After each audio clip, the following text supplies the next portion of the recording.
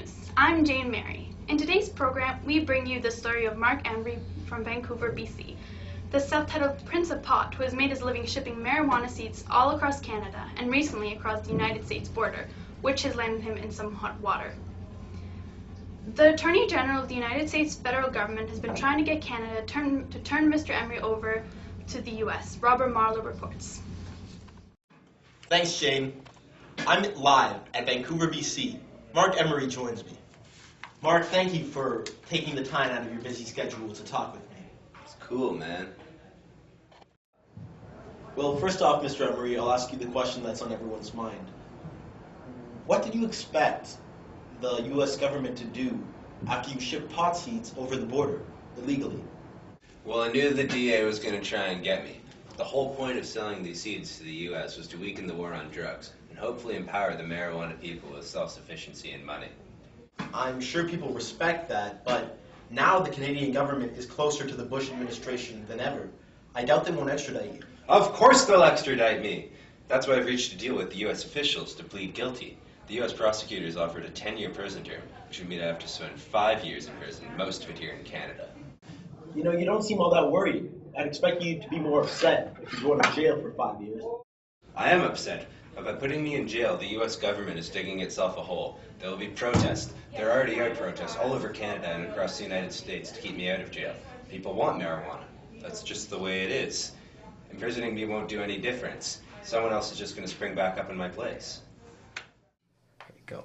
Thank you, Robert, and thank you, Mark, for being so honest. Joining us in the studio now is the wife of Mark Emery, Jody Emery, co-chairman of the BC Green Party. I want to thank you, Jody, for taking the time to talk to us.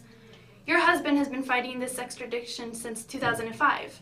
So, Jody, maybe you can tell us how you feel about him finally surrendering.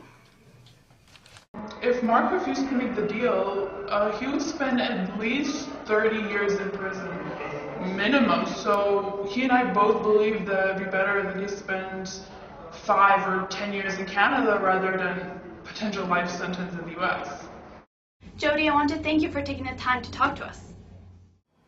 Thanks, Jane. I'm here at the DEA headquarters. Joining me is DEA Officer Buzz Killinger. Buzz, what is your take on the situation? Well, what Mark Emery doesn't seem to understand is that marijuana is illegal.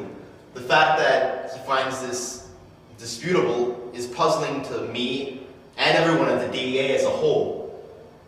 Mr. Emery should be tried and convicted, just like any other U.S. citizen caught shipping pot seeds over the border. That being said, Mark Emery isn't just a regular person. That's right.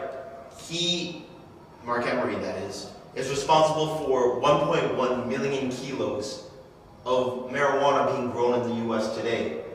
People must understand that he is no hero or revolutionary. He is a criminal. He's a drug dealer. Buzz, maybe you can tell me how Mr. Emery got away with selling pot seeds from 1998 to 2005. Well, in his 7-year-long career, Mark Emery was actually registered in Vancouver as a marijuana seed vendor, totaling nearly $600,000 in revenue every year.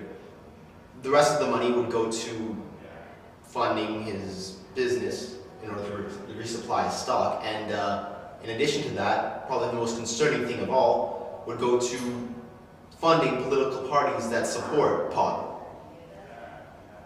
Thank you for your time. Thank you so much. No problem. Anytime.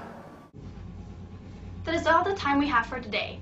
Join us next time when we talk to Corey Worthington and his recent exploits. Good night.